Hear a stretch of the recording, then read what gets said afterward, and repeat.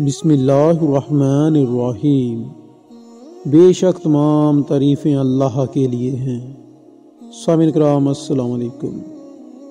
28 رجب 1342 ہجری کی رات وہ شب سیاہ تھی جس کے بعد مسلم امہ نے کوئی صبح نہ دیکھی۔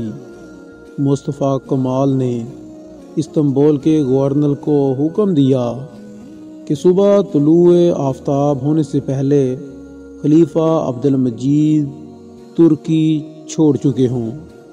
اس حکم پر فوج اور پولیس کی مدد سے عمل درآمد کیا گیا اور خلیفہ کو مجبور کیا گیا کہ وہ سوئٹزرلینڈ میں جلا وطن ہو جائیں۔ سامعین کرام، اس سے پہلے کہ ہم ویڈیو کا باقاعدہ آغاز کریں، میں اپنے نئے آنے والے سامعین کرام سے گزارش کرنا چاہوں گا کہ جو لوگ ہمارے اس چینل کی ویڈیو کو پہلی بار دیکھ رہے ہیں وہ مزید تاریخی واقعات سے متعلق ویڈیوز دیکھنے کے لیے ہمارے اس منفرد چینل کو سبسکرائب کر کے ساتھ موجود گھنٹی کے نشان کو دبا دیں۔ سامعین کرام، 28 رجب 1342 ہجری بمطابق 3 مارچ 1924 عیسوی کو صبح یہ اعلان کیا گیا کہ عظیم قومی اسمبلی نے خلافت کے خاتمے اور مذہب کی دنیا سے علیحدگی کے قانون کی منظوری دے دی ہے۔ برطانوی سیکرٹری خارجہ لارڈ کرزن نے کہا، ترکی تباہ کر دیا گیا ہے، اب وہ کبھی بھی اپنے پہلے جیسی عظمت کو بحال نہیں کر سکے گا، کیونکہ ہم نے اس کی روحانی طاقت کو تباہ و برباد کر دیا ہے، یعنی کہ ہم نے خلافت کو اسلام میں ختم کر دیا ہے۔ خلافت کے خاتمے کے بعد امت کی حالت ایسی ہو گئی جیسے پرورش طلب بچہ اپنے والدین کے سائے سے محروم ہو جائے اور اس خود غرض دنیا میں اپنی بقا کی جنگ لڑنے کے لیے تنہا رہ جائے۔ خلافت کے خاتمے کے ساتھ ہی اس کفر کے بھوکے نظام نے ان بیڑیوں اور گدھوں کی طرح اس مسلم امت پر حملہ آور ہو گئے۔ انہوں نے اس امت کا خون چوسنے کے لیے ایک دوسرے سے ان کو لڑانے سے بھی گریز نہ کیا اور نہ امت مسلمہ نے آپس میں لڑنے سے گریز کیا۔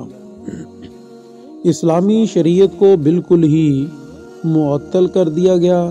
سرزمین خلافت کو چھوٹی چھوٹی ریاستوں میں تقسیم کر دیا گیا اور یوں ہر ریاست کو اپنا ایک آئین، اپنا قانون، قومیت اور الگ الگ جھنڈے دے کر تقسیم کر دیا گیا۔ اسلام کی عادلانہ معاشیت کو مغرب کے سرمایہ دارانہ نظام سے بدل دیا گیا اور مسلمانوں کے معاملات کی نگرانی اسلامی حکومت کی بجائے سیکولر کردار حکومتی ڈھانچے کے ذریعے سے کی جانے لگی۔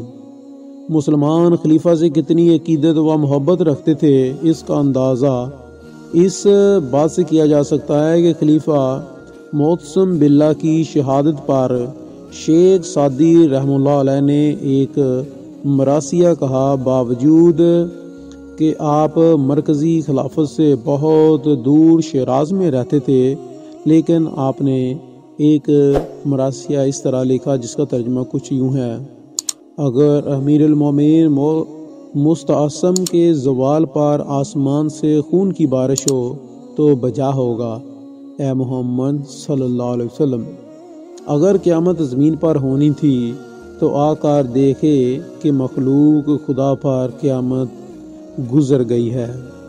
سامعین کرام، اسلامی دشمن طاقتیں خلافت کو ختم کرنا کیوں ضروری سمجھتی تھی، اس کا اندازہ آپ اس واقعے سے لگا سکتے ہیں کہ شیخ الاسلام مولانا سعید حسین احمد مدنی شیخ الہند مولانا محمد الحسن رحمہ اللہ علیہ کے ساتھ تحریک آزادی کے سلسلے میں مالٹا کے جزیرے میں نظر بند تھے۔ وہاں پر ایک انگریز آفیسر تھا جس کا کسی جرم میں کورٹ مارشل ہوا تھا اور وہ بھی وہاں پر سزا کاٹ رہا تھا جیل میں۔ حضرت مولانا حسین احمد مدنی نے اس سے پوچھا کہ خلافت عثمانیہ مسلمانوں کی ایک کمزور سی خلافت تھی، تو کیا وجہ ہے کہ برطانیہ، فرانس اور اٹلی اس کے پیچھے پڑے ہوئے ہیں اور اس کو ختم کرنا چاہتے ہیں؟ اس نام کی خلافت سے اور کس طرح؟ تو جب انہوں نے اس کے پیچھے پڑے ہیں، ہم مسلمان اس نام کی خلافت سے عقیدت رکھتے ہیں، لیکن سارا یورپ اس کو ختم کرنے کی کوشش کر رہا ہے، تمہیں خلافت سے کیا خطرہ ہے؟